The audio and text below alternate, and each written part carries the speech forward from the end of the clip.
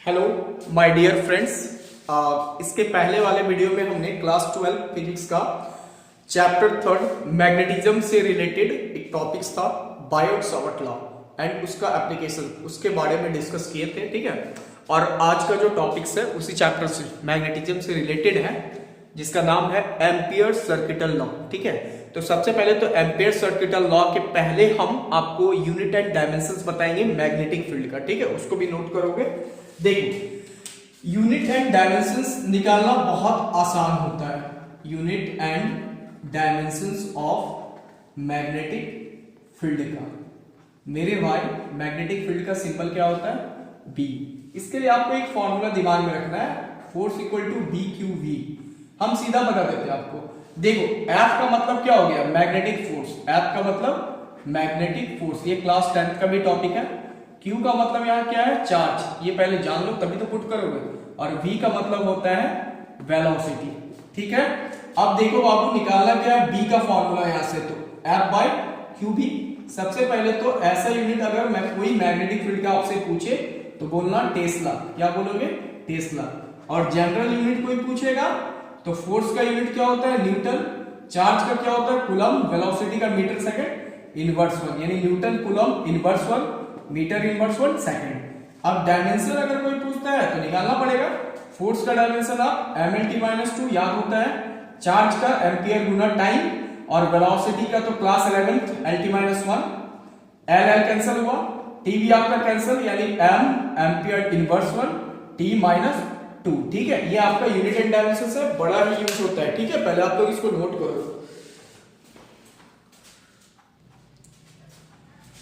देखो, अब हम लोग आते हैं एम्पियर सर्किटल लॉ, और उसका एप्लीकेशंस भी डिस्कस करने जा रहे हैं। ठीक है, क्लास 12 में बड़ा ही इंपॉर्टेंट होता है। देखो, एम्पियर सर्किटल लॉ, सबसे पहले ना ये होता क्या है इसका स्टेटमेंट समझते हैं।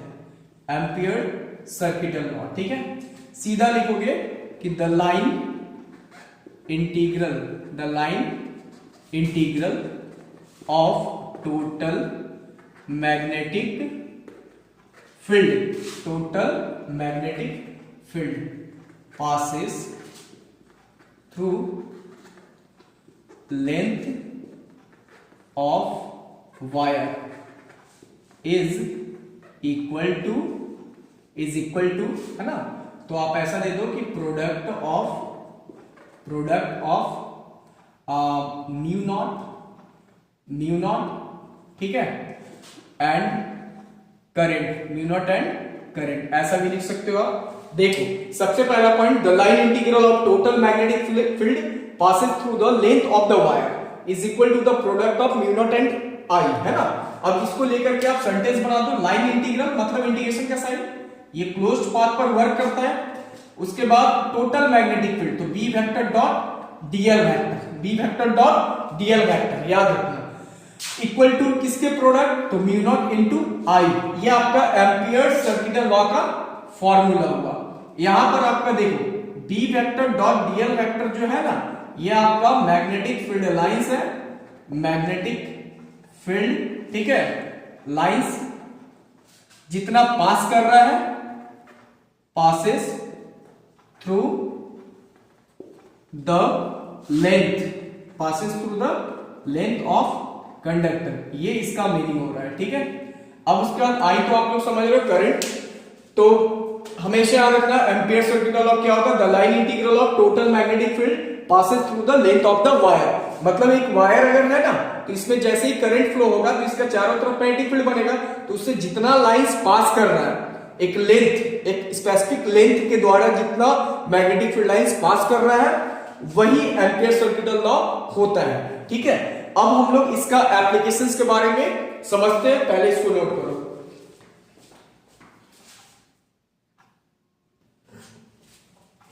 देखो, अब हम लोग आते हैं एम्पियर सर्किटल लॉ का फर्स्ट एप्लीकेशंस पे। ठीक है, तो पहला एप्लीकेशंस आपका एनसीईआरटी में भी लिखा हुआ है कि एप्लीकेशंस का कैसे हम लोग लिखते हैं। पहला यूज ये applications to find magnetic field due to long infinite due to long infinite, है ना, current carrying wire, current carrying wire. इसी तरह से जैक बोर्ड में क्वेश्चंस पूछा जाता है, ठीक है। यही एप्लीकेशन आपका फर्स्ट में है। सबसे पहले तो क्वेश्चन समझेंगे। क्वेश्चंस क्या कह रहा है कि एक इनफाइनाइट वायर आपको लेना है और इसके चारों तरफ मैग्नेटिक फील्ड निकालना है, ठीक है। तो इस मैग्नेटिक फील्ड को निकालने के लिए हम एम्पियर सर्किटल लॉ का यूज करेंगे। सबसे पहले तो एक डायग्राम बनाते हैं, ठीक है। ये देखो एक वायर है, करंट आई है ना। अब मेरे भाई देखो इसके चारों तरफ मैग्नेटिक फील्ड बनेगा ना, ठीक है। तो इनफाइनाइट लेंथ इसका ले लेते हैं, ठीक है। अब देखो अब एक स्पेसिफिक लेंथ यहां पर कट कर लेते हैं जिसका नाम हम लोग दे रहे हैं डीएल, ठीक है। अब इसके चारों तरफ क्या करेंगे, एक गॉसियन सरफेस बनाएंगे। क्या बनाएंगे, एक गॉसियन सरफेस। ये देखो, ये देखो एक गॉसियन सरफेस, और ये लेंगे हम लोग पॉइंट P। तो इसका डिस्टेंस कितना लेंगे, R, ठीक है यहां तक।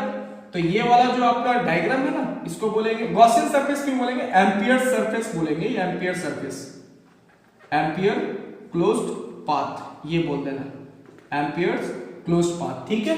अब देखो यहां पर, अब इसके बीच का एंगल भी थीटा, ये करंट का डायरेक्शन, ये मैग्नेटिक फील्ड का डायरेक्शन, ठीक है। अब देखो कैसे निकालेंगे, सीधा हम लोग यूज करेंगे बाय यूजिंग एसी लॉ, मतलब एम्पियर सर्किटल लॉ। तो भैया अभी बताया ना, line integral B vector dot DL vector equal to mu naught into I. तो भाई एलएचएस लो, डॉट प्रोडक्ट हटाओ यहां से, तो डॉट हटाओगे तो cos थीटा लगाओगे, और मैक्सिमम के लिए कितना डिग्री, 0 डिग्री। तो cos 0 का मान क्या होता है, 1, ठीक है। अब 0 से यहां लिमिट लेंगे ना, तो सीधा 2 पाई आर, क्योंकि पूरा सर्कल को लेना होगा ना 2 पाई आर। तो अब देखो यहां पर, तो d मेरा कांस्टेंट है, बाहर कर दो, आराम से बाहर करो, b कांस्टेंट और dl अंदर, 0 से 2 पाई r। अब यहां देखो, तो b इंटू dl का integration l, 2 pi r limit put करना होगा, तो 2 पाई r पुट कर दिए लिमिट, इक्वेशन 1, है ना। अब देखो यहां पर, तो RHS आप लोगे ना, तो RHS में क्या है, म्यू नॉट इंटू आई। ऊपर में देखो RHS में म्यू नॉट इंटू आई। अब कुछ नहीं करना है, रिजल्ट आने वाला है। तो सीधा हम लोग लिखेंगे फ्रॉम इक्वेशंस, है ना, 1 और 2 से। तो 1 में क्या है, b गुना 2 pi r equal to mu not into I. अब मैग्नेटिक फील्ड निकाल लो, म्यू नॉट बटे 2 पाई आई बटे r। ये मेरा प्रूव्ड हो गया इनफाइनाइट के लिए।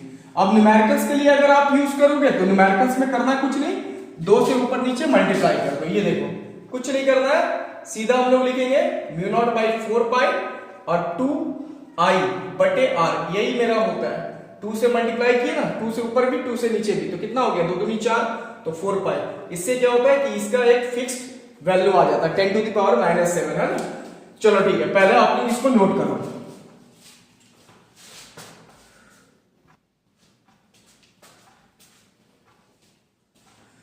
देखो अब आते हैं हम लोग सोलेनॉइड के बारे में, ठीक है।